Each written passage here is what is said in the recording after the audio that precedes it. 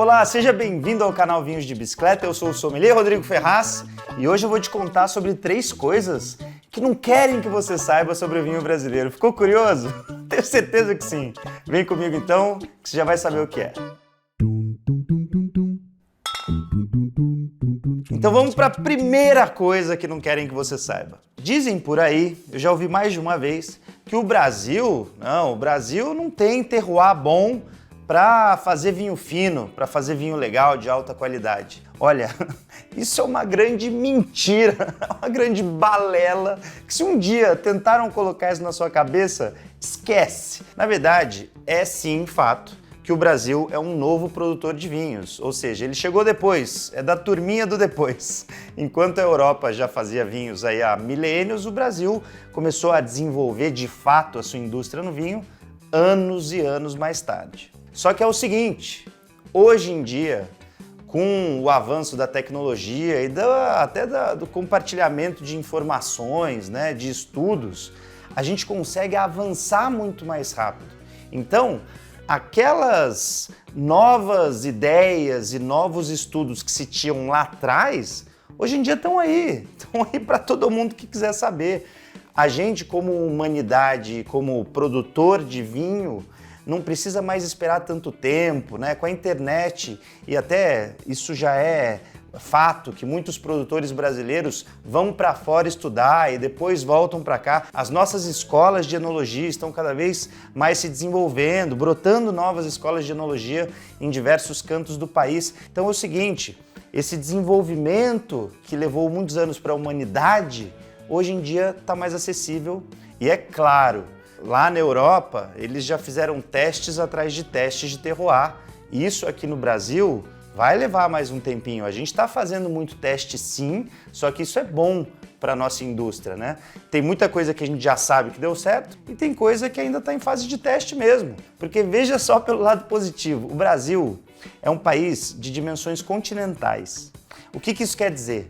Que a gente tem vinhedo sendo cultivado lá no Nordeste, no Centro-Oeste, no Sudeste e no Sul do país. Lá no Sul, a coisa já é mais antiga, né? A história já é mais antiga, porque os imigrantes italianos, principalmente os imigrantes italianos, ajudaram muito no desenvolvimento da cultura do vinho lá para o Sul e lógico que isso depois, com a modernização, com investimentos, acabou se tornando uma indústria mesmo. Só que hoje não é só no Sul que se produz vinho bom não, amigo. Tem no Sudeste, no Centro-Oeste, como eu falei, e você sabe que isso veio através de uma tecnologia nova, de um estudo novo, que é o tal da poda invertida ou colheita de inverno. Chama do jeito que você acha melhor. Qual que é esse estudo? Ele foi feito por um mineiro, que foi um trabalho de doutorado lá em Bordeaux, na França, que ele fez o seguinte, ele falou, poxa, o nosso verão aqui no Sudeste e Centro-Oeste é muito úmido e quente, não tem amplitude térmica, a noite é quente, o dia é quente e chove demais.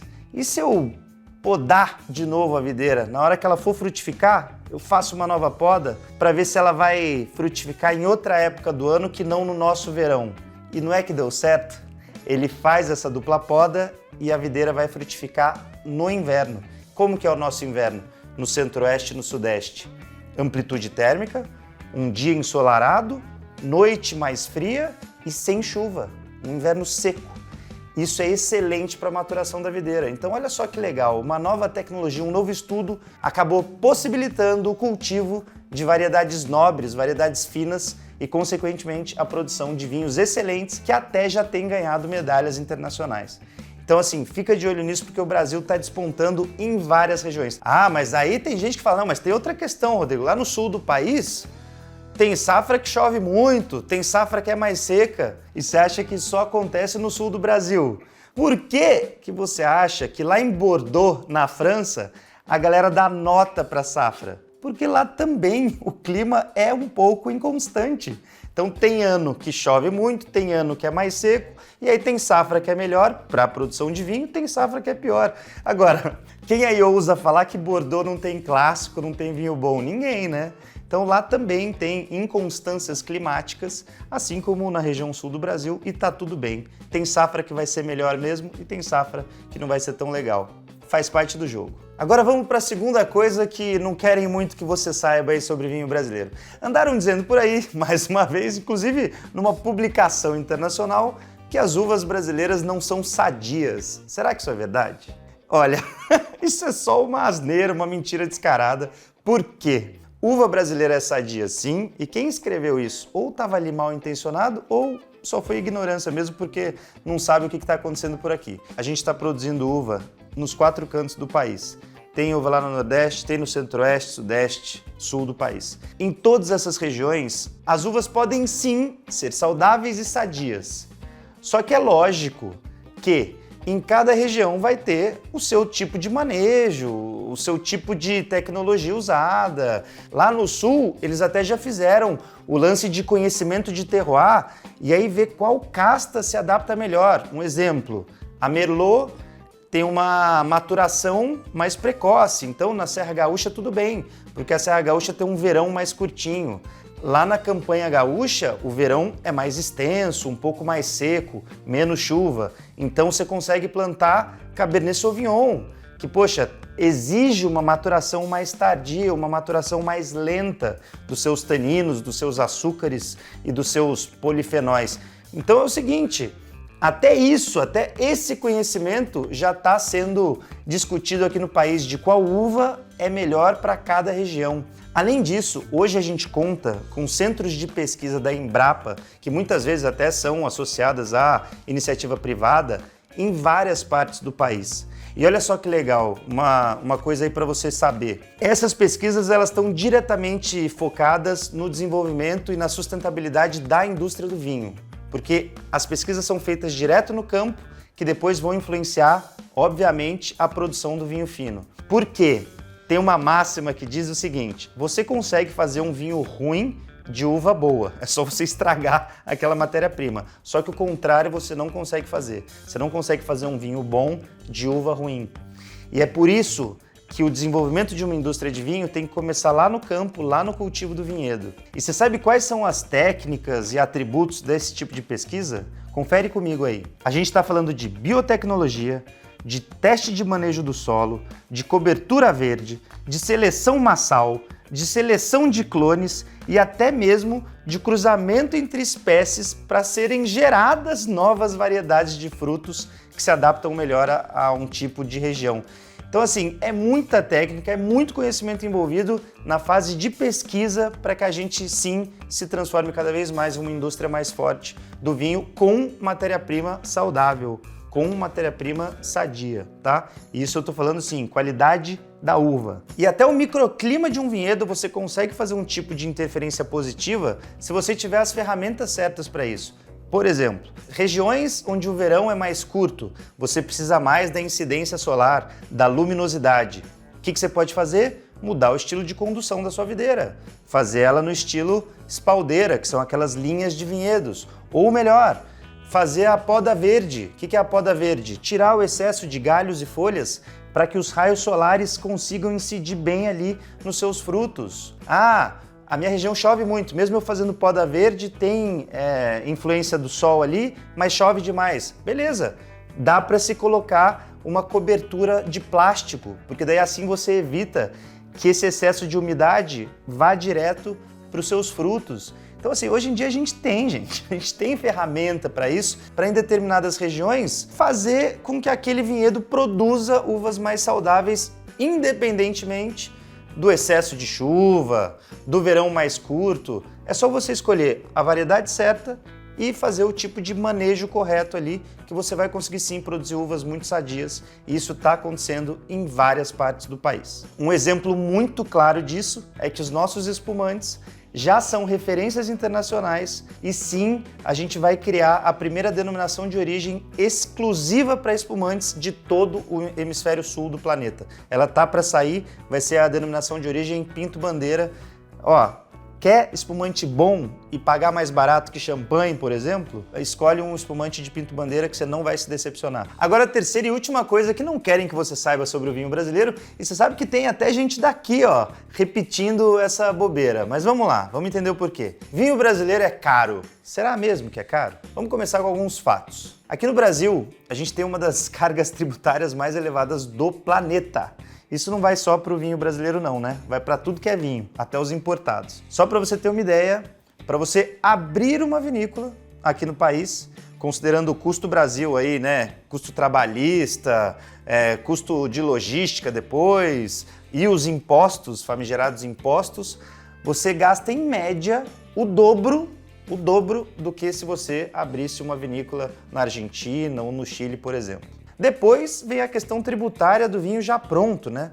Quando você vai lá na porta da vinícola comprar um vinho feito por ela, ou seja, sem nenhum tipo de intermediário, esse vinho vai custar em média para você 50% do preço total desse produto vai ser imposto, cerca de 50%. Aí quando coloca intermediário na jogada, varejista, distribuidor, aí esse imposto ainda sobe, porque tem outra questão, que a gente aqui no Brasil vive a tal da guerra fiscal entre estados, que é um negócio ridículo, galera. Que é aquele lance de, eu sou um varejista aqui de São Paulo, se eu compro um vinho lá do Rio Grande do Sul, só para a mercadoria entrar aqui eu pago um diferencial de alíquota, que gira na casa, aqui de vinho brasileiro é 15%. Então só para o vinho cruzar o estado. Se o vinho for importado então, nessa troca de estado, o imposto é de 21%. Isso aí não vai para ninguém da cadeia, vai para o governo. Mesmo depois de todo esse custo, o vinho brasileiro ainda consegue chegar lá na ponta, competitivo, para brigar de igual para igual ali com os vinhos de vários lugares do mundo, né? Onde esses produtores têm, inclusive, benefícios, né? Tem incentivos fiscais, governamentais variados aí, porque nesses outros locais o governo entende aquilo como uma indústria e o vinho é encarado como um alimento. Então ele é taxado como um alimento. Não estou falando do Brasil, não. Estou falando de países onde o governo já evoluiu um pouco esse pensamento. O vinho é tratado como alimento e que gera bem-estar, tanto para quem consome moderadamente, quanto para quem produz. Aqui no Brasil, ele é taxado como produto supérfluo, então o imposto vai lá em cima. Quando a gente fala que o vinho brasileiro é caro, a gente está desmerecendo todo esse trabalho super bem feito das produtoras daqui, de colocar ali um produto de qualidade numa faixa de preço adequada para aquela gama de produtos, ou seja, vinho de entrada custando preço de vinho de entrada, vinho de preço médio com preço de vinho médio e vinho de alta gama como preço de alta gama. Você sabe que a gente já fez aqui na Vinhos de Bicicleta, eu tenho vários amigos que já fizeram isso em casa, de colocar vinhos da mesma faixa de preço, brasileiro e importado, de igual para igual, só que às cegas. E em grande parte das vezes o vinho brasileiro ganhou. Então engana-se quem pensa, não, mas no vinho baratinho é só o produto de fora que presta. É claro que não. Hoje a gente até já tem tecnologia para produzir vinho barato de boa qualidade. Vou te dar um exemplo aqui. Tem um produto que chama da Grande União, o Merlot, que foi o que eu provei. Cara, eu colocaria fácil esse produto no churrasco lá com a galera. Um tipo de vinho que vai sair mais garrafas, né? Não é um dia que a gente quer degustar, é um dia que tá mais livre ali, só para acompanhar a carne e fazer bonito. Pô, o vinho você encontra aí na internet sendo vendido a 20 e poucos reais. E ele dá pau em um monte de produto importado. E é um vinho brasileiro de volume, feito para o dia a dia, onde eles usam uma técnica chamada termovinificação, que acaba gerando um produto ali de custo-benefício interessante e muito adequado para a faixa de preço que ele está. Então, a gente tem que ter isso em mente, que de onde a gente vai cobrar resultado e de onde a gente vai cobrar mudança? Será que é do produtor brasileiro ou será que são das autoridades que ainda encaram o vinho com esses impostos altíssimos, né? Tá mais do que claro que várias indústrias do mundo se desenvolveram com incentivos e hoje são uma parte importante do PIB de cada país. Só para finalizar, tem vinho brasileiro que já está chegando aí a preço de R$800, R$900, R$600. E muita gente vem criticar isso, né? Vem falar, Rodrigo, olha só isso aí, ó como o vinho brasileiro é caro. Na verdade, isso é um sinal de que a indústria brasileira está num ponto de amadurecimento e a gente simplesmente começou a criar os nossos ícones. Vai colocar um vinho desse, de igual para igual com um Almaviva chileno, com Catena Zapata argentino, com um vinho fantástico aí de Napa Valley ou francês, vai colocar de igual para igual, mas pega da mesma faixa de preço. Vamos ver às cegas se o vinho brasileiro fica muito atrás ou se até, eventualmente, para o paladar de alguns, ele pode até ganhar. Então, na verdade, a gente tem que aplaudir. Essa é uma indústria que está em pleno desenvolvimento aqui no país. Lógico que sendo ajudada pela cultura do vinho que está crescendo aqui no Brasil. E eu só tenho alegrias assim dos últimos tempos, dos vinhos que eu tenho provado, de acompanhar mesmo essa evolução tecnológica, de conhecimento e de percepção ali, de entendimento do nosso terroir em cada uma das regiões onde o vinho é produzido por aqui. Então é isso, galera. O vídeo de hoje foi aí praticamente uma defesa do vinho nacional, mas eu acho que um assunto que está muito em alta aí, né? Porque tem muita gente falando bobagem, até publicação internacional aí cometendo uns deslizes para falar da gente.